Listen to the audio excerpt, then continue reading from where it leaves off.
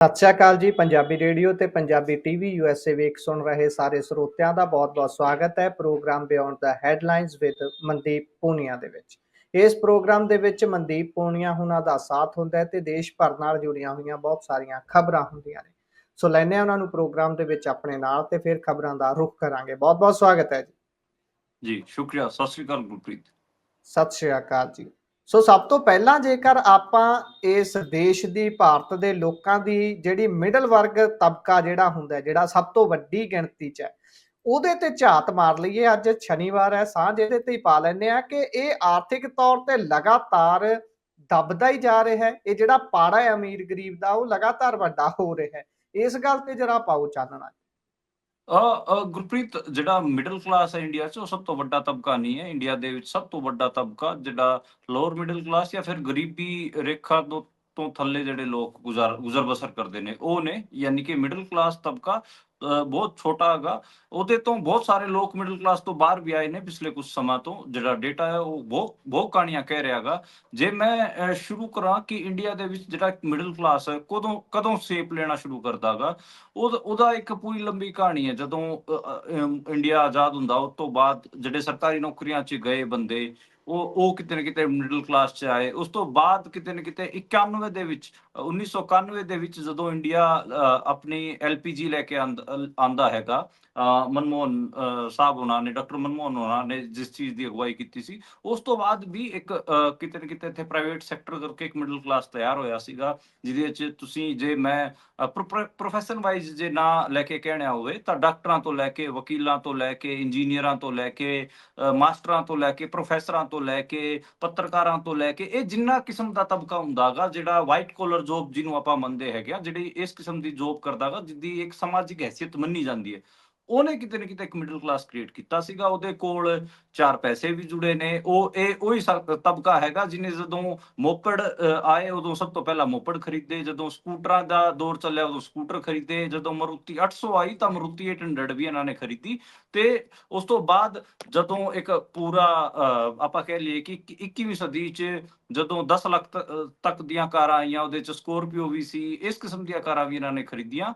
ਤੇ ਇਹ ਕਿਤੇ ਨਾ ਕਿਤੇ ਇੱਕ 1991 ਤੋਂ ਲੈ ਕੇ 2015 ਤੱਕ ਇਹਨਾਂ ਦਾ ਇੱਕ ਗੋਲਡਨ ਪੀਰੀਅਡ ਤੁਸੀਂ ਮੰਨ ਸਕਦੇ ਹੋ ਕਿ ਮਿਡਲ ਕਲਾਸ ਦਾ ਠੀਕ ਠਾਕ ਗੋਲਡਨ ਪੀਰੀਅਡ ਰਿਹਾ। ਤੇ ਮੈਂ ਇੱਕ ਨੰਬਰ ਵਾਈਜ਼ ਜੇ ਮੈਂ ਦੱਸਣਾ ਹੋਵੇ ਤਾਂ ਤਕਰੀਬਨ ਇੰਡੀਆ ਦੇ ਵਿੱਚ 10 ਕਰੋੜ ਦੇ ਨੇੜੇ ਤੇੜੇ ਮਿਡਲ ਕਲਾਸ ਤਿਆਰ ਹੋ ਗਿਆ ਸੀਗਾ, ਜਿਹੜਾ ਕਿ ਹੁਣ ਘਟਿਆ ਵੀਗਾ। ਇੱਕ ਪੂਰੀ ਡਿਬੇਟ ਚੱਲਦੀ ਹੈ ਕਿ ਜਦੋਂ ਕਰੋਨਾ ਆਇਆ, ਕਰੋਨਾ ਤੋਂ ਬਾਅਦ ਕਿਤੇ ਨਾ ਕਿਤੇ ਤਕਰੀਬਨ 3 ਕਰੋੜ ਲੋਕ ਮਿਡਲ ਕਲਾਸ ਤੋਂ ਲੋਅਰ ਮਿਡਲ ਕਲਾਸ ਤਬਕੇ 'ਚ ਸ਼ਿਫਟ ਹੋਏ, ਯਾਨੀ ਕਿ ਉਹਨਾਂ ਦਾ ਡਾਊਨਗ੍ਰੇਡ ਹੋਇਆ। ਕਈ ਸਾਰੀਆਂ ਚੀਜ਼ਾਂ ਇਹਦੇ 'ਚ ਆਪਾਂ ਪਹਿਲਾਂ ਵੀ ਗੱਲ ਕਰ ਚੁੱਕੇ ਹਾਂ, ਕਿਵੇਂ ਇਹਦੀ ਇੱਕ ਹਿਸਟੋਰੀਕਲ ਸੈਂਸ ਤੇ ਗੱਲ ਕਰ ਚੁੱਕੇ ਹਾਂ, ਹੁਣ ਕਰੰਟ ਸੈਂਸ ਤੇ ਗੱਲ ਕਰਦੇ ਹਾਂ, ਜਿਹਦੇ ਤੇ ਇਹ ਲਗਾਤਾਰ ਗੱਲ ਹੋ ਰਹੀ ਹੈ ਕਿ ਹੁਣ ਜਿਹੜਾ ਮਿਡਲ ਕਲਾਸ ਹੈ ਉਹਦੇ ਤੇ ਇੱਕ ਦਬਾਅ ਲਗਾਤਾਰ ਵੱਧ ਰਿਹਾ ਹੈ, ਆਰਥਿਕ ਦਬਾਅ ਉਹਦੇ ਤੇ ਪੈ ਰਿਹਾ ਹੈਗਾ। ਦਬਾਅ ਕੀ ਹੈ ਦੇਖੋ, ਇੱਕ ਇਨਵੈਸਟਮੈਂਟ ਬੈਂਕਰ ਨੇ ਕਨਿਸ਼ਕਾਰ ਨੇ ਆਪਣੇ ਲਿੰਕਡਇਨ ਪ੍ਰੋਫਾਈਲ ਤੇ ਇੱਕ ਪੂਰੀ ਪੋਸਟ ਲਿਖੀ ਹੈ, ਜਿਹਦੇ 'ਚ ਉਹਨੇ ਇਹ ਗੱਲ ਕਹੀ ਹੈ ਕਿ ਆਫਟਰ 2016 ਤੋਂ ਬਾਅਦ ਜਿਸ ਹਿਸਾਬ ਨਾਲ ਮਹਿੰਗਾਈ ਵਧੀ ਹੈ, ਉਸ ਹਿਸਾਬ ਨਾਲ ਜਿਹੜੀ ਮਿਡਲ ਕਲਾਸ ਹੈ, ਵਾਈਟ ਕੋਲਰ ਜੋਬ ਕਰਨ ਵਾਲੇ ਲੋਕ ਹੈਗੇ ਆ, ਉਹਨਾਂ ਦੀ ਜਿਹੜੀ ਆਮਦਨ ਹੈ ਉਨੀ ਨਹੀਂ ਵਧੀ ਹੈ। ਉਹਨੇ ਕਿਹਾ ਕਿ ਜਿਹੜੀ ਐਵਰੇਜ ਜੇ ਆਪਾਂ ਲਾ ਕੇ ਚੱਲੀਏ ਤਾਂ ਮਹਿੰਗਾਈ ਹਰ ਸਾਲ 6% ਵਧੀ ਹੈ, ਤੇ ਜਿਹੜੀ ਵਾਈਟ ਕੋਲਰ ਜੋਬਾਂ ਦੀ ਸੈਲਰੀ ਹੈਗੀ ਉਹ 3% ਦੇ ਨੇੜੇ ਤੇੜੇ ਵਧੀ ਹੈ। ਤੇ ਮੋਟਾ ਤੁਸੀਂ ਆਪ ਲਾਓ ਕਿ ਜਿਹੜੀ ਮਹਿੰਗਾਈ ਦੇ ਮੁਕਾਬਲੇ ਜਿਹੜਾ ਉਹਨਾਂ ਦੀ ਸੈਲਰੀ ਜਿੰਨੀਆਂ ਵਧਣੀਆਂ ਚਾਹੀਦੀਆਂ ਸੀਗੀਆਂ ਉਨੀ ਨਹੀਂ ਵਧੀਆਂ। ਤੇ ਦੂਜਾ ਇੱਕ ਗੱਲ ਇਹ ਕਿ ਖਰਚੇ ਵੀ ਐਡ ਆਨ ਹੋਏ ਨੇ। ਹੁਣ ਮੈਂ ਅੱਜ ਸਵੇਰੇ ਗੱਲ ਕਰ ਰਿਹਾ ਸੀ, ਮੈਂ ਇਸ ਚੀਜ਼ ਤੇ ਅੱਜ ਥੋੜਾ ਕੰਮ ਕੀਤਾ ਤੇ ਮੈਂ ਇੱਕ ਸਟੋਰੀ ਵੀ ਅੱਜ ਲਿਖੀ ਸੀਗੀ ਟਵਿੱਟਰ ਤੇ ਇਸ ਬਾਰੇ।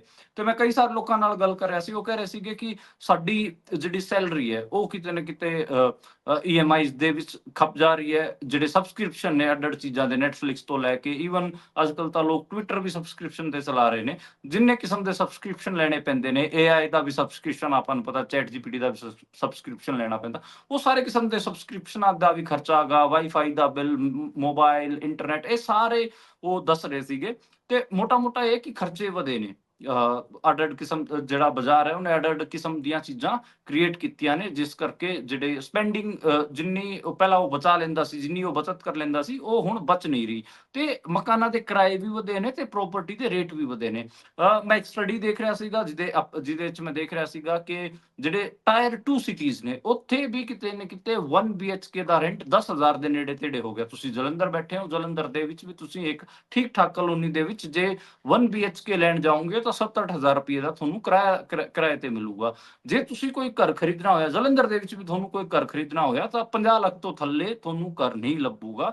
ਉਹਦੇ ਤੋਂ ਅੱਗੇ ਹੀ ਸਪੈਂਡ ਕਰਨਾ ਪਊਗਾ। ਯਾਨੀ ਕਿ ਮਤਲਬ ਜਿਹੜੇ ਆਪਣੇ ਏਦਾਂ ਦੇ ਟਾਊਨ ਸੀਗੇ ਜਿੱਥੇ ਆਪਾਂ 10-15 ਲੱਖ ਚ ਜਿਹੜੀ ਮਿਡਲ ਕਲਾਸ 20 ਲੱਖ ਚ ਘਰ ਅਫੋਰਡ ਕਰ ਸਕਦੀ ਸੀਗੀ, ਉਹਨੂੰ ਹੁਣ ਉਸ ਵਾਸਤੇ 50 ਤੋਂ 60 ਲੱਖ ਰੁਪਇਆ ਸਪੈਂਡ ਕਰਨਾ ਪੈ ਰਿਹਾਗਾ। ਤੇ ਦਿੱਲੀ ਵਰਗੇ ਮਹਾਨਗਰਾਂ, ਬੰਬੇ ਵਰਗੇ ਮਹਾਨਗਰਾਂ ਦੇ ਵਿੱਚ ਤਾਂ ਤੁਸੀਂ ਭੁੱਲ ਹੀ ਜਾਓ ਕਿ ਜਿਹੜੀ ਮਿਡਲ ਕਲਾਸ ਹੈ ਉਹ ਸ਼ਹਿਰ ਦੇ ਜਾਂ ਸਿਟੀ ਸੈਂਟਰਸ ਦੇ ਆਲੇ ਦੁਆਲੇ ਕੋਈ ਘਰ ਅਫੋਰਡ ਕਰ ਸਕਦੀ ਹੈ। ਉੱਥੇ ਮੈਂ DDA ਦਾ ਐਕਸਟੈਂਡਡ ਰੇਟ ਅਮਾਉਂਟ ਦੇਖ ਰਿਹਾ ਸੀਗਾ, 1.5 ਕਰੋੜ ਤੋਂ ਲੈ ਕੇ 3 ਕਰੋੜ ਤੱਕ 2 BHK ਹੁਣ ਦਿੱਲੀ 'ਚ ਮਿਲ ਰਿਹਾਗਾ। ਜੇ 2 BHK ਵਾਸਤੇ 1.5 ਤੋਂ 3 ਕਰੋੜ ਰੁਪਇਆ ਸਪੈਂਡ ਕਰਨਾ ਪੈ ਗਿਆ ਮਿਡਲ ਕਲਾਸ ਨੂੰ, ਖਾਸ ਕਰ ਜਿਹੜੇ ਕਿ ਨਵੇਂ ਬਣੇ ਨੇ, ਉਹਨਾਂ ਦੀ ਤਾਂ ਮਤਲਬ ਤੁਸੀਂ ਲਾ ਲਓ ਕਿ ਉਹਨਾਂ ਦੇ ਵੱਸ ਦਾ ਤਾਂ ਹੈ ਨਹੀਂ ਇਹ ਰੋਗ। ਇਹ ਮੋਟਾ ਜਿਹੜਾ ਆਪਾਂ ਨੂੰ ਦੇਖਣ ਨੂੰ ਮਿਲ ਰਿਹਾਗਾ ਕਿ ਜਿਹੜੀ ਜਿੰਨੇ ਵੀ ਸੁਵਿਧਾਵਾਂ ਨੇ ਸਾਰੀਆਂ ਦੇ ਇੱਕ ਪੇਵਾਲ ਦੇ ਪਿੱਛੇ ਲੁਕੀਆਂ ਹੋਈਆਂ ਨੇ। ਯਾਨੀ ਕਿ ਪਹਿਲਾਂ ਅੱਗੇ ਪੇਵਾਲ ਆਊਗੀ, ਤੁਸੀਂ ਪੇ ਕਰੋ, ਉਸ ਤੋਂ ਬਾਅਦ ਹੀ ਉਹਨਾਂ ਸੁਵਿਧਾਵਾਂ ਨੂੰ ਐਕਸੈਸ ਕਰ ਸਕੋਗੇ। ਮੈਂ ਅੱਜ ਆਪਣੀ ਜਿਹੜੀ ਸਟੋਰੀ ਲਿਖ ਰਿਹਾ ਸੀ ਉਹਦੇ ਵਿੱਚ ਮੈਂ ਇੱਕ ਗੱਲਬਾਤ ਵੀ ਦਰਸਾਈ ਕਿ ਇੱਕ ਜਿਹੜਾ ਮਿਡਲ ਕਲਾਸ ਬੰਦਾ ਹੈਗਾ ਜਿਹੜਾ 20 ਸਾਲ ਤੋਂ ਦਿੱਲੀ 'ਚ ਰਹਿ ਰਿਹਾ ਹੈਗਾ, ਉਹ ਆਪਣੇ ਬਾਪੂ ਨਾਲ ਗੱਲ ਕਰ ਰਿਹਾ ਫੋਨ ਤੇ ਉਹ ਕਹਿ ਰਿਹਾ, ਉਹਦੇ ਬਾਪੂ ਕਹਿੰਦੇ ਆ ਕਿ ਬੇਟਾ ਜੀ ਤੁਹਾਡੀਆਂ ਸੈਲਰੀਆਂ ਤਾਂ ਸਾਡੇ ਤੋਂ 20 ਗੁਣਾ ਨੇ, ਫਿਰ ਵੀ ਤੁਹਾਡੇ ਕੋਲ ਬਚਤ ਦਾ ਕੁਝ ਵੀ ਨਹੀਂ। ਫਿਰ ਫਿਰ ਉਹ ਮੁੰਡਾ ਪਰਤ ਕੇ ਜਵਾਬ ਦਿੰਦਾਗਾ ਕਿ ਸਾਡੇ ਖਰਚੇ ਵੀ ਬਹੁਤ ਨੇ, ਤੇ ਇਸ ਕਿਸਮ ਦਾ ਮਾਰਕੀਟ ਹੋ ਗਿਆ ਹੈਗਾ, ਇਸ ਕਿਸਮ ਦਾ ਸਾਡਾ ਮਾਮਲਾ ਹੋ ਗਿਆ ਹੈਗਾ ਕਿ ਇੱਕ ਪਾਸੇ ਤਾਂ ਸਾਨੂੰ ਕੋਈ ਮਾੜਾ ਮੋਟਾ ਪੈਸਾ ਫੜਾ ਰਿਹਾ ਹੈਗਾ ਤੇ ਦੂਜੀ ਪਾਸੋਂ ਪੈਸੇ ਕੱਢ ਰਿਹਾ ਹੈਗਾ, ਤੇ ਸਾਡੇ ਕੋਲ ਉਹ ਮੋਟਾ ਸੀਗਾ। ਤੇ ਉਹਨਾਂ ਨੇ ਕਿਹਾ ਕਿ ਸਾਡੀਆਂ ਸੁਵਿਧਾਵਾਂ ਹੈਗੀਆਂ ਉਹ 5 ਸਿਤਾਰਾ ਵਰਗੀਆਂ ਨੇ, ਜੀ ਭਾਵੇਂ ਤੇ ਅਸੀਂ ਉਹਨਾਂ ਨੂੰ ਵਰਤੀਏ ਜਾਂ ਨਾ ਵਰਤੀਏ, ਉਹਨਾਂ ਦੇ ਪੈਸੇ ਤਾਂ ਸਾਨੂੰ ਦੇਣੇ ਹੀ ਪੈਣੇ ਹੁੰਦੇ ਆ ਹਰ ਮਹੀਨੇ। ਤੇ ਜਿਹੜੀ ਸਾਡੀ ਸੈਲਰੀ ਹੈ ਉਹ ਅੱਜ ਕੱਲ 2 ਜਾਂ 3 ਸਿਤਾਰਾ ਹੈਗੀ ਆ। ਯਾਨੀ ਕਿ ਮਤਲਬ ਜਿੰਨੀ ਸੁਵਿਧਾਵਾਂ ਦੇਣ ਦੀ ਗੱਲ ਹੁੰਦੀ ਹੈ, ਉਨੀ ਸੈਲਰੀ 'ਚ ਵਜ਼ਨ ਨਹੀਂ ਹੁੰਦਾ। ਤੇ ਤੁਸੀਂ ਆਪ ਹੀ ਲਾ ਕੇ ਦੇਖੋ, ਜਿਵੇਂ ਆਪਾਂ ਕ੍ਰੀਏਟਿਵ ਫੀਲਡ 'ਚ ਹੈਗੇ ਆ, ਮੈਂ ਤੇ ਗੁਰਪ੍ਰੀਤ ਜਿਹੜੇ ਇਸ ਬੁਲੇਟਿਨ ਨੂੰ ਲੀਡ ਕਰ ਰਹੇ ਨੇ, ਐਂਕਰ ਕਰ ਰਹੇ ਨੇ, ਅਸੀਂ ਦੋਵੇਂ ਕ੍ਰੀਏਟਿਵ ਫੀਲਡ 'ਚ ਹੈਗੇ ਆ। ਸਾਨੂੰ ਜੇ AI ਤੋਂ ਇਮੇजेस ਕ੍ਰੀਏਟ ਕਰਨੀਆਂ ਪੈਂਦੀਆਂ ਨੇ, ਕਈ ਵਾਰ ਵੀਡੀਓ ਕ੍ਰੀਏਟ ਕਰਨੀਆਂ ਪੈਂਦੀਆਂ ਨੇ, ਕਿਸੇ ਵੀਡੀਓ ਦਾ ਟ੍ਰਾਂਸਕ੍ਰਿਪਸ਼ਨ ਕਰਾਉਣਾ ਹੈਗਾ AI ਤੋਂ, ਤਾਂ ਉਹ ਸਾਰੀਆਂ ਚੀਜ਼ਾਂ ਵਾਸਤੇ ਸਾਨੂੰ ਪੇ ਕਰਨਾ ਪੈਂਦਾਗਾ। ਇਹ ਅਜੀਬ ਜੀ ਚੀਜ਼ ਹੈ। ਅਸੀਂ ਜੇ ਮੰਨ ਲਓ ਸਟ੍ਰੀਮ ਯਾਰਡ ਵਰਤਣਾ ਹੈਗਾ, ਉਹਦੇ ਵਾਸਤੇ ਵੀ ਸਾਨੂੰ ਪੇ ਕਰਨਾ ਪਊਗਾ। ਜੇ ਅਸੀਂ ਕੋਈ ਵੀਡੀਓ ਐਡੀਟਿੰਗ ਸੌਫਟਵੇਅਰ ਵੀ ਡਾਊਨਲੋਡ ਕਰਾਂਗੇ, ਉਹਦੇ ਵਾਸਤੇ ਵੀ ਇੱਕ ਸਬਸਕ੍ਰਿਪਸ਼ਨ ਹੈਗੀ ਆ ਈਅਰਲੀ, ਜਾਂ ਫਿਰ ਤੁਸੀਂ ਇੱਕ ਵਾਰ ਪੇ ਕਰ ਸਕਦੇ ਹੋ ਉਹਨੂੰ ਲਾਈਫ ਟਾਈਮ ਮੈਂਬਰਸ਼ਿਪ ਵਾਲਾ। ਤੇ ਸਾਨੂੰ ਮਤਲਬ ਜੇ ਅਸੀਂ ਕ੍ਰੀਏਟਿਵ ਫੀਲਡ 'ਚ ਹੈਗੇ ਆ, ਕੋਈ ਵੀ ਚੀਜ਼ ਅਸੀਂ ਵਰਤ ਰਹੇ ਹਾਂ, ਮੈਂ ਗੁਰਪ੍ਰੀਤ, ਤੋਂ ਸਾਰੀਆਂ ਹੀ ਅੱਜ ਕੱਲ ਪੇਡ ਨੇ। ਇਹ ਮੋਟਾ ਤੁਸੀਂ ਆਪ ਲਾ ਕੇ ਚਲੋ। ਮੈਂ ਜਿਹੜਾ ਟਵਿੱਟਰ ਅਕਾਊਂਟ ਚਲਾ ਰਿਹਾਗਾ, ਮੇਰਾ ਟਵਿੱਟਰ ਜੀ ਅਕਾਊਂਟ ਦੇਖਣ ਨੂੰ ਤਾਂ ਬਹੁਤ ਵੱਡਾ ਲੱਗਦਾਗਾ, ਲੋਕਾਂ ਨੂੰ ਲੱਗਦਾਗਾ ਕਿ ਦੇਖੋ ਪੰਜਾਬ ਹਰਿਆਣੇ 'ਚ ਪੱਤਰਕਾਰਾਂ 'ਚ ਸਭ ਤੋਂ ਵੱਡਾ ਅਕਾਊਂਟ ਮਨਦੀਪ ਦਾ ਹੈਗਾ। ਪਰ ਜੀ ਮੈਨੂੰ ਹਰ ਮਹੀਨੇ $10 ਦੇ ਨੇੜੇ ਤੇੜੇ ਉਹ ਬਲੂ ਟਿਕ ਵਾਸਤੇ ਦੇਣੇ ਪੈਂਦੇ ਨੇ ਟਵਿੱਟਰ ਨੂੰ। ਤੇ ਇਹ ਇਸ ਕਿਸਮ ਦੀਆਂ ਵੀ ਚੀਜ਼ਾਂ ਨੇ। ਤਾਂ ਮਤਲਬ ਅਸੀਂ ਸੋਸ਼ਲ ਮੀਡੀਆ ਦੀ ਵਰਤੋਂ ਕਰ ਰਹੇ ਹਾਂ ਖਬਰਾਂ ਨੂੰ ਫੈਲਾਉਣ ਵਾਸਤੇ, ਜਾਣਕਾਰੀ ਨੂੰ ਫੈਲਾਉਣ ਵਾਸਤੇ, ਉਸ ਵਾਸਤੇ ਵੀ ਸਾਨੂੰ ਪੈਸੇ ਦੇਣੇ ਪੈ ਰਹੇ ਨੇ। ਤੇ ਜੀ ਇਹ ਕਿਤੇ ਨਾ ਕਿਤੇ ਇਸ ਕਰਕੇ ਜਿਹੜਾ ਮਿਡਲ ਕਲਾਸ ਹੈ ਉਹਦੇ ਉੱਤੇ ਬਹੁਤ ਜ਼ਿਆਦਾ ਪ੍ਰੈਸ਼ਰ ਹੈ। ਅੱਡ-ਅੱਡ ਕਿਸਮ ਦੀਆਂ ਮਾਰਕੀਟ ਨੇ ਉਹਦੇ ਜੇਬ ਖਾਲੀ ਕਰਨ ਦੇ ਤਰੀਕੇ ਲੱਭ ਲਏ ਨੇ, ਤੇ ਮਹਿੰਗਾਈ ਦੇ ਅਕੋਰਡਿੰਗ ਉਹਦੀ ਸੈਲਰੀਆਂ ਨਹੀਂ ਵਧੀਆਂ। ਇਸ ਕਰਕੇ ਜਿਹੜਾ ਉਹਦਾ 1991 ਤੋਂ ਲੈ ਕੇ 2015 ਤੱਕ ਦਾ ਗੋਲਡਨ ਪੀਰੀਅਡ ਸੀਗਾ, ਉਹ ਹੁਣ ਆਪਾਂ ਨੂੰ ਖਤਮ ਹੁੰਦਾ ਦਿਖ ਰਿਹਾ ਹੈਗਾ। ਤੇ ਉਹਦੀ ਪਰਚੇਸਿੰਗ ਪਾਵਰ ਘਟੀ ਹੈਗੀ ਆ। ਹੁਣ ਉਹਨੂੰ ਘਰ ਅਫੋਰਡ ਕਰਨ 'ਚ, ਜੇ ਉਹਨੂੰ ਕਿਸੇ ਮਹਾਨਗਰ 'ਚ ਘਰ ਲੈਣਾ ਪੈ ਗਿਆ, ਉੱਥੇ ਉਹਨੂੰ ਦਿੱਕਤ ਆ ਰਹੀ ਹੈ। ਜਿਹੜੀ ਹਾਈ ਰੈਂਟਲ ਪ੍ਰੋਪਰਟੀਜ਼ ਨੇ ਉਹਦੇ ਤੋਂ ਹੁਣ ਉਹਨੂੰ ਦਰਸਤਾਨ ਲੱਗ ਪਿਆ ਉਹਦਾ। ਤੇ ਇਹ ਚੀਜ਼ਾਂ ਆਪਾਂ ਨੂੰ ਦੇਖਣ ਨੂੰ ਮਿਲ ਰਹੀਆਂ ਹੈਗੀਆਂ। ਜੀ, ਇਹ ਤਾਂ ਬਹੁਤ ਚੰਗੇ ਤਰੀਕੇ ਨਾਲ ਤੁਸੀਂ ਵਿਸ਼ਲੇਸ਼ਣ ਕੀਤਾ ਹੈ ਕਿ ਕਿਸ ਤਰੀਕੇ ਦੇ ਨਾਲ ਇਹ ਪਾੜਾ ਵਧਿਆ ਹੈ, ਤੇ ਬੇਸ਼ੱਕ ਇਹਦੇ 'ਚ ਤਨਖਾਹ ਜੀ ਜੀ ਗੁਰਪ੍ਰੀਤ ਸੌਰੀ, ਮੈਂ ਇੱਕ ਦੋ ਚੀਜ਼ਾਂ ਹੋਰ ਯਾਦ ਆ ਗਈਆਂ ਮੈਨੂੰ। ਇੱਕ ਤਾਂ ਦੇਖੋ, ਜੀ ਲਗਾਤਾਰ ਜਿਹੜੇ ਇੰਟਰਨੈਸ਼ਨਲ ਲੈਵਲ ਤੇ ਵੀ ਜਿਹੜੇ ਇਕਨੋਮਿਸਟ ਨੇ ਉਹ ਲਗਾਤਾਰ ਇਹ ਗੱਲ ਕਰ ਰਹੇ ਨੇ ਕਿ ਬੇਸਿਕਲੀ ਜਿਹੜੀ ਪਿਛਲੇ ਕੁਝ ਸਾਲਾਂ 'ਚ ਜਿਹੜੀ ਗਰੋਥ ਹੈਗੀ ਆ ਉਹ ਮਤਲਬ ਨੈਸ਼ਨਲੀ ਵੀ, ਜੇ ਤੁਸੀਂ ਇੰਡੀਆ ਦੇ ਵਿੱਚ ਵੀ ਦੇਖਣਾ ਹੋਵੇ ਤਾਂ ਇੰਟਰਨੈਸ਼ਨਲ ਵੀ, ਉਹ ਕੇ ਸ਼ੇਪ ਬੇਸਿਕਲੀ ਗਰੋਥ ਹੈਗੀ ਆ। ਜਿਹੜਾ ਉੱਪਰ ਵਾਲਾ ਸੈਕਸ਼ਨ ਉਹ ਉੱਪਰ ਜਾ ਰਿਹਾ ਹੈਗਾ, ਜਿਹੜਾ ਥੱਲੇ ਵਾਲਾ ਸੈਕਸ਼ਨ ਉਹ ਥੱਲੇ ਆ ਰਿਹਾ ਹੈਗਾ। ਤੇ ਇਹ ਕੇ ਸ਼ੇਪ ਜਿਹੜੀ ਇਕਨੋਮੀ ਦੇ ਵਿੱਚ ਰਿਕਵਰੀ ਹੈ ਜਾਂ ਫਿਰ ਗਰੋਥ ਹੈਗੀ ਆ, ਦੋਵੇਂ ਜੇ ਆਪਾਂ ਮੰਨ ਕੇ ਚੱਲੀਏ, ਤੇ ਉਹਦੇ ਕਰਕੇ ਇਹ ਚੀਜ਼ਾਂ ਹੋ ਰਹੀਆਂ ਨੇ। ਉਹਦੇ 'ਚ ਇੱਕ ਗੱਲ ਇਹ ਵੀ ਹੈ ਕਿ ਟਰੈਕਟਰਾਂ ਦੀ ਜਿਹੜੀ ਖਰੀਦ ਹੈ ਉਹ ਵੀ ਘਟੀ ਹੈਗੀ ਆ। ਇੱਕ ਡਿਬੇਟ ਇਹ ਵੀ ਹੈ ਕਿ ਜਿਹੜੇ ਮੋਟਰਸਾਈਕਲਾਂ ਦੀ ਦੁਪਹੀਆ ਵਾਹਨ ਸੀਗੇ, ਜਿੰਨੇ ਵੀ ਦੋ ਪਹੀਆਂ ਵਾਲੇ ਵਾਹਨ, ਉਹਨਾਂ ਦੀਆਂ ਵੀ ਜਿਹੜੀ ਸੇਲ ਹੈਗੀ ਆ ਉਹ ਘਟੀਆਂ ਨੇ। ਜਿਹੜੀ 10 ਲੱਖ ਤੋਂ ਥੱਲੇ ਦੀਆਂ ਕਾਰਾਂ ਹੈਗੀਆਂ ਉਹਨਾਂ ਦੀ ਸੇਲ ਵੀ ਘਟੀ ਹੈਗੀ ਆ, ਯਾਨੀ ਕਿ ਉੱਥੇ ਵੀ ਆਪਾਂ ਨੂੰ ਇੱਕ ਮੰਦੀ ਦੇਖਣ ਨੂੰ ਮਿਲ ਰਹੀ ਹੈ। ਜਿਹੜਾ ਤੇ ਜਿਹੜੀ 10 ਲੱਖ ਤੋਂ ਵੱਧ ਦੀਆਂ ਕਾਰਾਂ ਨੇ ਉਹਨਾਂ ਦੀ ਸੇਲ ਵਧੀ ਹੈ, ਇਹ ਵੀ ਇੱਕ ਫੈਕਟ ਹੈਗਾ। ਤੇ ਲਗਜ਼ਰੀ ਫੋਨਸ ਵਾਸਤੇ ਜਿਹੜੇ ਆਈਫੋਨ ਵਗੈਰਾ, ਆਈਫੋਨ 16 ਪ੍ਰੋ, ਉਹਦੇ ਵਾਸਤੇ ਅਸੀਂ ਲਾਈਨਾਂ ਵੀ ਦੇਖ ਰਹੇ ਹਾਂ। ਅਸੀਂ ਇਹ ਵੀ ਦੇਖ ਰਹੇ ਹਾਂ ਕਿ ਲਗਜ਼ਰੀ ਹਾਊਸ ਬਾਇੰਗ ਵਧੀ ਹੈ, ਯਾਨੀ ਕਿ ਕਰੋੜ ਤੋਂ ਉੱਤੇ ਦੇ ਜਿਹੜੇ ਮਕਾਨ ਨੇ ਉਹ ਖਰੀਦੇ ਵੇਚੇ ਜਾ ਰਹੇ ਨੇ, ਜਦਕਿ ਜਿਹੜਾ ਅਫੋਰਡੇਬਲ ਹਾਊਸਿੰਗ ਹੈ ਉਹ ਬਹੁਤ ਮੰਦੇ 'ਚ ਹੈਗਾ। ਦਿੱਲੀ ਦੇ ਵਿੱਚ ਮੈਂ ਦੇਖ ਰਿਹਾ ਸੀਗਾ, ਜਿਹੜੇ LIG ਦੇ ਫਲੈਟ ਸੀਗੇ ਉਹ 50,000 ਤੋਂ ਜ਼ਿਆਦਾ DDA ਦੇ ਖਾਲੀ ਪਏ ਆ, ਉੱਥੇ ਭੂਤ ਬੰਗਲੇ ਬਣੇ ਹੋਏ ਆ। ਯਾਨੀ ਕਿ ਅਫੋਰਡੇਬਲ, ਮਤਲਬ ਜਿੰਨੀਆਂ ਵੀ ਚੀਜ਼ਾਂ ਮਿਡਲ ਕਲਾਸ ਵਾਸਤੇ ਬਣਾਈਆਂ ਗਈਆਂ ਸੀ ਉਹ ਮਾਰਕੀਟ 'ਚ ਸਸਟੇਨ ਨਹੀਂ ਕਰ ਪਾ ਰਹੀਆਂ, ਤੇ ਜਿਹੜਾ ਵੀ ਰਿਚ ਲੋਕਾਂ ਵਾਸਤੇ ਜਿਹੜੀਆਂ ਚੀਜ਼ਾਂ ਬਣਾਈਆਂ ਗਈਆਂ ਸੀ ਉਹ ਧੜੱਲੇ ਨਾਲ ਵਿਕ ਰਹੀਆਂ ਨੇ। ਤੇ ਇਸ ਕਰਕੇ ਇਹ ਗੱਲ ਵੀ ਆਪਣੀ ਅੱਜ ਕਰਨੀ ਜ਼ਰੂਰੀ ਸੀਗੀ ਕਿ ਜੀ ਜਿਹੜੀ ਮਿਡਲ ਕਲਾਸ ਦਾ ਜਾਂ ਫਿਰ ਤੇ ਜਿਹੜਾ ਬੋਝ ਪੈ ਰਿਹਾ ਹੈਗਾ ਉਹਦੇ ਬਾਰੇ ਉਸ ਹਿਸਾਬ ਨਾਲ ਗੱਲਬਾਤ ਹੋ ਨਹੀਂ ਪਾ ਰਹੀ।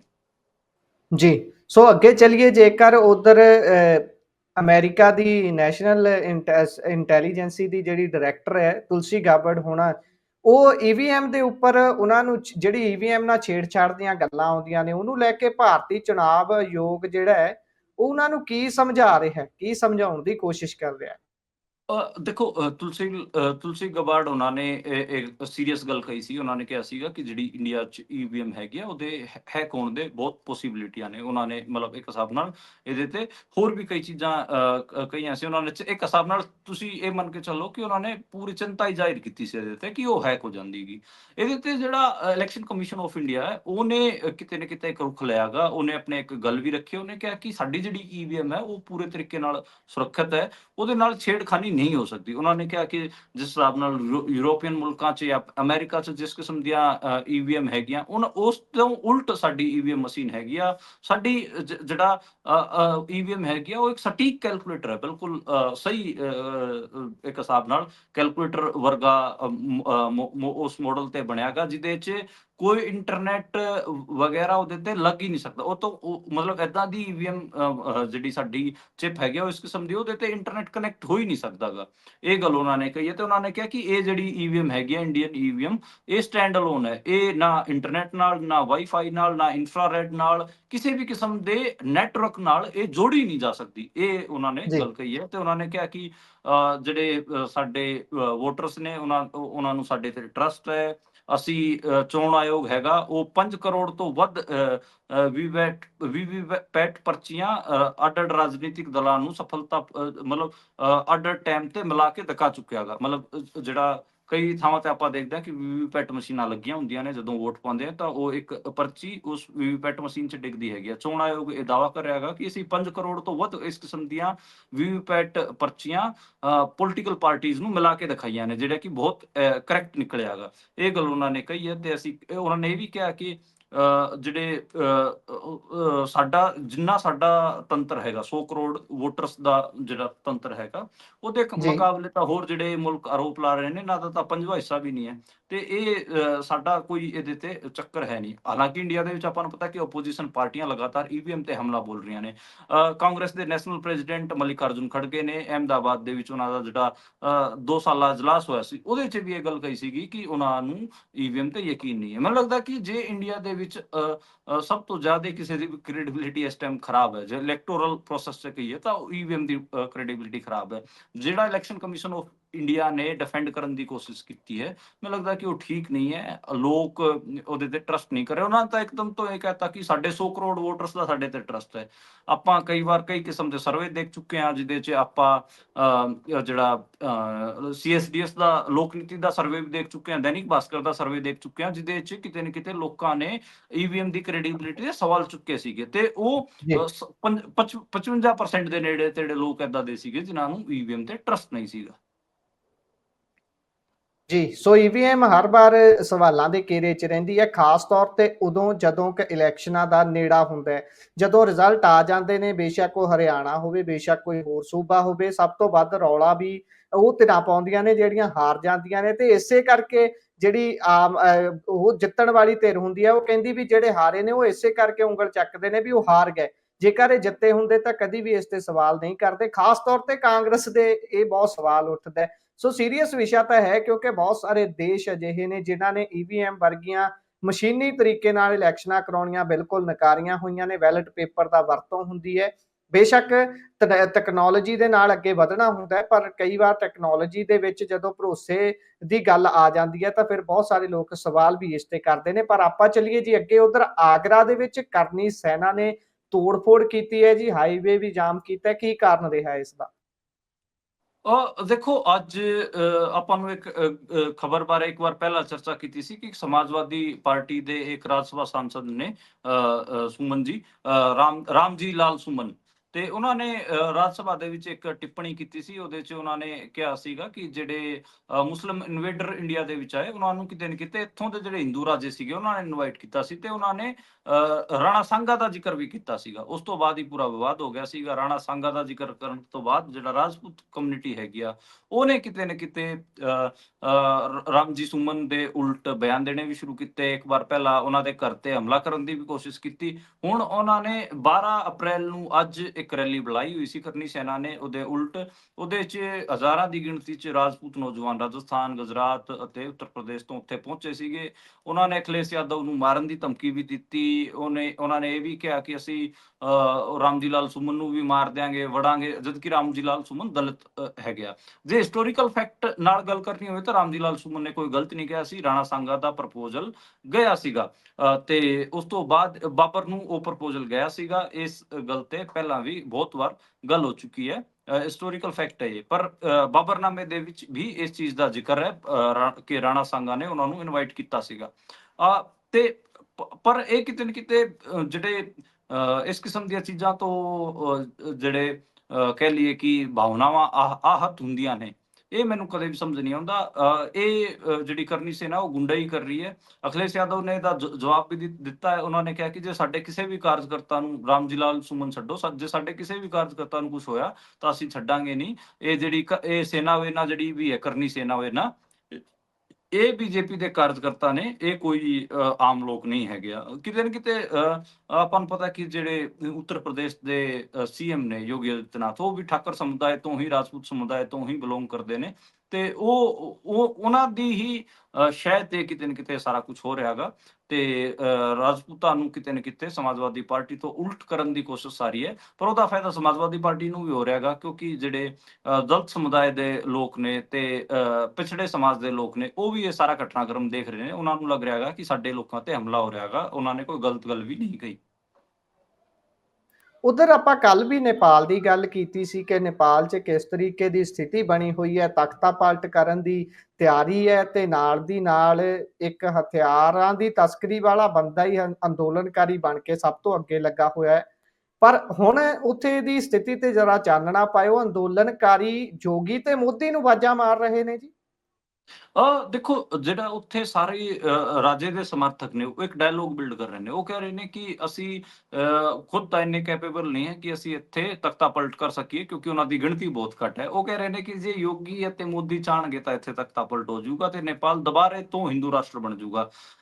ਨੇਪਾਲ ਦੀ ਪੋਲੀਟੀਕਲ ਹਿਸਟਰੀ ਬਾਰੇ ਆਪਾਂ ਗੱਲ ਕਰ ਚੁੱਕੇ ਹਾਂ ਕਿ 21ਵੀਂ ਸਦੀ 'ਚ ਇਹ ਏਦਾਂ ਦਾ ਮੁਲਕ ਸੀਗਾ ਜਿਹਨੇ ਸਭ ਤੋਂ ਲੇਟ ਕਿਤੇ ਨਾ ਕਿਤੇ ਆਪਾਂ ਕਹਿ ਸਕਦੇ ਹਾਂ, ਸਭ ਤੋਂ ਲੇਟ ਇਹਨੇ ਫਿਊਡਲਿਜ਼ਮ ਤੋਂ ਡੈਮੋਕ੍ਰੇਸੀ ਵੱਲ ਵਧਿਆ ਸੀਗਾ। 2008 ਤੱਕ ਆਪਾਂ ਨੂੰ ਪਤਾ ਉੱਥੇ ਰਾਜੇ ਦਾ ਸ਼ਾਸਨ ਹੁੰਦਾ ਸੀ। ਉੱਥੇ ਜਿਹੜੇ ਅੱਡ-ਅੱਡ ਕਿਸਮ ਦੇ ਧੜੇ ਸੀਗੇ, ਸਮਾਜਵਾਦੀ ਵੀ, ਕਮਿਊਨਿਸਟ ਵੀ, ਤੇ ਹੋਰ ਜਿਹੜੇ ਲਿਬਰਲ ਕਿਸਮ ਦੇ ਫੋਰਸਾਂ ਵੀ ਸੀਆਂ, ਉਹਨਾਂ ਨੇ ਰਾਜੇ ਹੋਰਾਂ ਨੂੰ ਉਖਾੜ ਕੇ ਫੈਂਕਿਆ ਸੀਗਾ। ਉੱਥੇ ਗ੍ਰਹਿ ਯੁੱਧ ਵੀ ਚੱਲਿਆ, ਉਹਦਾ ਇੱਕ ਪੂਰਾ ਪਿਛੋਕੜ ਆਪਾਂ ਪਹਿਲਾਂ ਦੱਸਿਆ ਹੋਇਆ।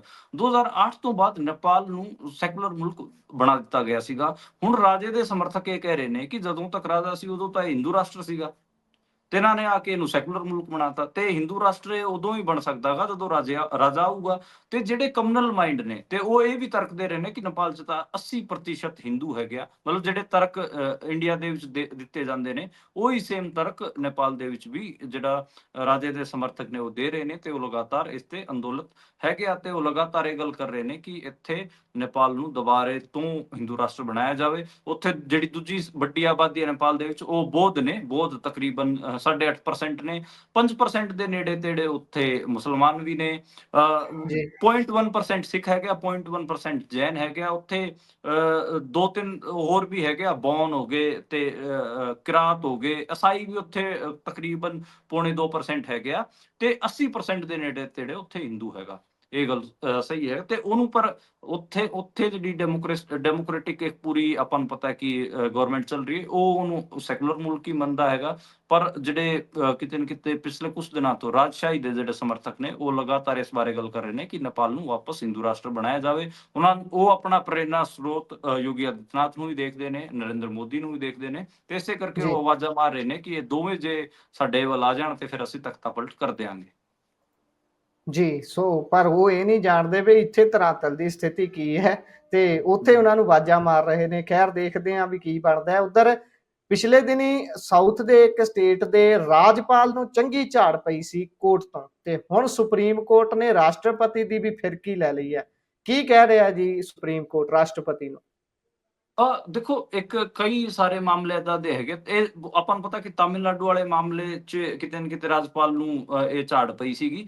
ਹੁਣ ਆਪਾਂ ਨੂੰ ਇਹ ਦੇਖਣ ਨੂੰ ਮਿਲਿਆ ਕਿ ਸੁਪਰੀਮ ਕੋਰਟ ਨੇ ਇੱਕ ਆਰਟੀਕਲ 201 ਦਾ ਹਵਾਲਾ ਦਿੰਦਿਆਂ ਇਹ ਗੱਲ ਕਹੀ ਹੈ। ਉਹਨਾਂ ਨੇ ਇਹ ਵੀ ਕਿਹਾ ਕਿ ਬਹੁਤ ਸਾਰੇ ਚੀਜ਼ਾਂ ਏਦਾਂ ਦੀਆਂ ਨੇ ਕਿ ਜਿਹਦੇ 'ਚ ਸਾਨੂੰ ਇਹ ਦੇਖਣ ਨੂੰ ਮਿਲ ਰਿਹਾ ਗਾ, ਜਿਹੜੇ ਰਾਸ਼ਟਰਪਤੀ ਨੇ ਉਹ ਵੀ ਵਿਟੋ ਕਰੀ ਬੈਠੇ ਨੇ, ਜਦਕਿ ਉਹਨਾਂ ਕੋਲ ਏਦਾਂ ਦੀ ਪਾਵਰ ਹੈ ਨਹੀਂ। ਉਹਨਾਂ ਨੂੰ 3 ਮਹੀਨੇ ਤੇ ਫੈਸਲਾ ਲੈਣਾ ਪੈਂਦਾ ਗਾ। ਜੇ ਤੇ ਰਾਸ਼ਟਰਪਤੀ ਨੂੰ ਜਿਹੜੇ ਸਟੇਟ ਹੈਗੇ ਆ, ਉਹਨਾਂ ਨੂੰ ਵਾਜਿਬ ਵਜ੍ਹਾ ਵੀ ਬਤਾਣੀ ਪੈਂਦੀ ਹੈ ਜੇ ਉਹ ਕਿਸੇ ਚੀਜ਼ ਤੇ ਰੋਕ ਲਾ ਰਹੇ ਨੇ। ਤੇ 3 ਮਹੀਨੇ ਤੇ ਕਿਤੇ 3 ਮਹੀਨੇ 'ਚ ਕਿਤੇ ਨਾ ਕਿਤੇ ਇਹ ਫੈਸਲਾ ਲੈਣਾ ਅਨਿਵਾਰੀ ਹੈਗਾ। ਇਹ ਗੱਲ ਕਹੀ ਜਾ ਰਹੀ ਹੈਗੀ ਆ। ਤੇ ਖੈਰ ਮੈਨੂੰ ਲੱਗਦਾ ਕਿ ਪੂਰਾ ਰਾਸ਼ਟਰਪਤੀ ਅਤੇ ਗਵਰਨਰ, ਤੁਸੀਂ ਵੀ ਇੱਕ ਵਾਰ ਇਸ ਤੇ ਕਮੈਂਟ ਕਰ ਚੁੱਕੇ ਹੋ, ਇਹ ਜਿਹੜੀ ਕਲੋਨੀਅਲ ਕੰਟੀਨਿਊਟੀ ਆਪਾਂ ਦੇਖਦੇ ਹਾਂ ਇੰਡੀਆ ਦੇ ਵਿੱਚ, ਕਿਉਂਕਿ ਕਲੋਨੀਅਲ ਟਾਈਮ ਤੇ ਅੰਗਰੇਜ਼ਾਂ ਵੇਲੇ ਇਹ ਸਾਰਾ ਕੁਝ ਹੁੰਦਾ ਸੀ, ਤੇ ਉਹਦੀ ਕੰਟੀਨਿਊਟੀ ਹੀ ਇਹਨਾਂ ਪੋਸਟਾਂ ਦੀ ਹੈਗੀ ਆ। ਉੱਦਾਂ ਇਹਨਾਂ ਦਾ ਕੋਈ ਮਤਲਬ ਤਾਂ ਹੁੰਦਾ ਨਹੀਂ। ਪਰ ਖੈਰ ਇਹ ਆਪਾਂ ਨੂੰ ਪਤਾ ਕਿ ਹੁਣ ਬੀਜੇਪੀ ਇਹਨਾਂ ਦੋਵਾਂ ਪੋਸਟਾਂ ਨੂੰ ਜਿਹੜੇ ਹੋਰ ਸੂਬਿਆਂ ਦੇ ਵਿੱਚ ਜਿੱਥੇ ਉਹਨਾਂ ਦੀ ਸਰਕਾਰ ਨਹੀਂ ਹੈ, ਉਹਨਾਂ ਸੂਬਿਆਂ ਨੂੰ ਤੰਗ ਕਰਨ 'ਚ ਕਿਤੇ ਨਾ ਕਿਤੇ ਵਰਤ ਰਹੀ ਹੈ। ਜੀ ਸੋ ਅੱਗੇ ਚਲੀਏ ਜੀ ਅਗਲੀ ਖਬਰ ਤੇ। ਉਧਰ ਦਿੱਲੀ ਦੇ 에ਅਰਪੋਰਟ ਤੇ ਆਈ ਹਨੇਰੀ ਨੇ ਕਈ ਲੋਕਾਂ ਨੂੰ ਹਨੇਰੀ ਲਿਆ ਦਿੱਤੀ। ਕਈ 100 ਦੀ ਗਿਣਤੀ ਦੇ ਵਿੱਚ ਫਲਾਈਟਾਂ ਡਿਲੇ ਹੋਈਆਂ ਨੇ ਜੀ। ਹਾਂਜੀ, ਤਕਰੀਬਨ 350 ਤੋਂ ਜ਼ਿਆਦਾ ਉੱਥੇ ਫਲਾਈਟਸ ਡਿਲੇ ਹੋਈਆਂ ਨੇ। ਤਕਰੀਬਨ ਐਵਰੇਜ ਜਿਹੜਾ ਡਿਲੇ ਟਾਈਮ ਮੰਨਿਆ ਜਾ ਰਿਹਾ ਹੈਗਾ, ਉਹ 40 ਮਿੰਟ ਤੋਂ ਲੈ ਕੇ 1 ਘੰਟਾ ਮੰਨਿਆ ਜਾ ਰਿਹਾ ਹੈਗਾ ਕਿ ਫਲਾਈਟਸ ਡਿਲੇ ਨੇ। ਉੱਥੇ ਇੱਕ ਵਾਰ ਸਟੈਂਪੇਡ ਹੋਣ ਦਾ ਵੀ ਚੱਕਰ ਹੋ ਗਿਆ ਸੀਗਾ, ਕਿਉਂਕਿ ਸਾਰਾ 에ਅਰਪੋਰਟ ਭਰ ਗਿਆ ਸੀਗਾ ਜਦੋਂ ਅੰਧੜ ਚੱਲ ਰਿਹਾ ਸੀਗਾ। ਅੰਧੜ ਬਹੁਤ ਜ਼ੋਰ ਦਾ ਸੀਗਾ। ਬਹੁਤ ਅਸੀਂ ਸਕਾਈ ਸ਼ਾਟਸ ਵੀ ਦੇਖੇ ਨੇ, ਤੇ ਅੱਡ-ਅੱਡ ਉੱਚੀਆਂ ਬਿਲਡਿੰਗਾਂ ਤੋਂ ਜਿਹੜੇ ਲੋਕਾਂ ਨੇ ਵੀਡੀਓਜ਼ ਬਣਾਏ ਉਹ ਵੀ ਦੇਖੇ ਨੇ। ਮਤਲਬ NCR ਦੇ ਵਿੱਚ ਬਹੁਤ ਅਜੀਬ ਕਿਸਮ ਦਾ ਅੰਧੜ ਆਇਆ ਗਾ ਜੀ, ਤੇ ਉਹਨੇ ਖਾਸਾ ਨੁਕਸਾਨ ਕੀਤਾ। ਕਈ ਥਾਵਾਂ ਤੇ ਜਿਹੜੇ ਇਲੈਕਟ੍ਰਿਸਿਟੀ ਪੋਲ ਵਗੈਰਾ ਹੈਗੇ ਆ, ਉਹ ਵੀ ਟੁੱਟੇ ਨੇ। ਇਲੈਕਟ੍ਰਿਸਿਟੀ ਵੀ ਪ੍ਰਭਾਵਿਤ ਹੈਗੀ ਆ, ਤੇ ਹੋਰ ਜ਼ਰੂਰੀ ਚੀਜ਼ਾਂ ਵੀ ਕਿਤੇ ਨਾ ਕਿਤੇ NCR ਦੇ ਵਿੱਚ, ਦਿੱਲੀ ਦੇ ਵਿੱਚ ਪ੍ਰਭਾਵਿਤ ਹੋਈਆਂ ਨੇ। ਉਹਦੇ 'ਚ ਇੱਕ ਇੰਟਰਨੈਸ਼ਨਲ 에ਅਰਪੋਰਟ ਵੀ ਉਸ ਦਾ ਸ਼ਿਕਾਰ ਬਣਿਆ ਗਾ, ਤੇ ਇਸੇ ਕਰਕੇ ਉੱਥੇ ਇਹ ਆਪਾਂ ਨੂੰ ਦੇਖਣ ਨੂੰ ਮਿਲਿਆ ਗਾ ਜੀ। ਜੀ ਸੋ ਅੱਗੇ ਚਲੀਏ ਜੀ। ਤੇ ਨੈਸ਼ਨਲ ਹੈਰਾਲਡ ਕੇਸ ਦੇ ਵਿੱਚ ਈਡੀ ਹੁਣ ਜ਼ਬਤ ਕਰੇਗੀ ਸੰਪਤੀਆਂ ਜੀ। 661 ਕਰੋੜ ਰੁਪਏ ਦੀਆਂ ਸੰਪਤੀਆਂ ਨੇ ਜੀ। ਜੀ ਇਹਦੇ 'ਚ ਇਹ ਗੱਲ ਹੈ ਕਿ ਨੈਸ਼ਨਲ ਹੈਰਾਲਡ ਇੱਕ ਨਿਊਜ਼ਪੇਪਰ ਸੀਗਾ, ਜਿਹੜਾ ਆਪਾਂ ਨੂੰ ਪਤਾ ਹੈ ਕਿ ਹਿਸਟੋਰੀਕਲ ਉਹਦੀ ਕੰਟੀਨਿਊਟੀ ਰਹੀ ਹੈਗੀ ਆ। ਉਹਨੂੰ ਜਵਾਹਰ ਲਾਲ ਨਹਿਰੂ ਹੋਰੀ ਕੱਢਦੇ ਹੁੰਦੇ ਸੀਗੇ ਜਦੋਂ ਆਜ਼ਾਦੀ ਤੋਂ ਪਹਿਲਾਂ। ਉਸ ਤੋਂ ਬਾਅਦ ਮਤਲਬ ਬੇਸਿਕਲੀ ਗਾਂਧੀ ਨੇ ਸ਼ੁਰੂ ਕੀਤਾ ਹੋਇਆ ਸੀਗਾ, ਨਹਿਰੂ ਹੋਣੀ, ਇਹ ਸਾਰਾ ਇੱਕ ਕੰਟੀਨਿਊਟੀ ਰਹੀ ਹੈਗੀ ਆ ਉਹਦੇ ਵਿੱਚ।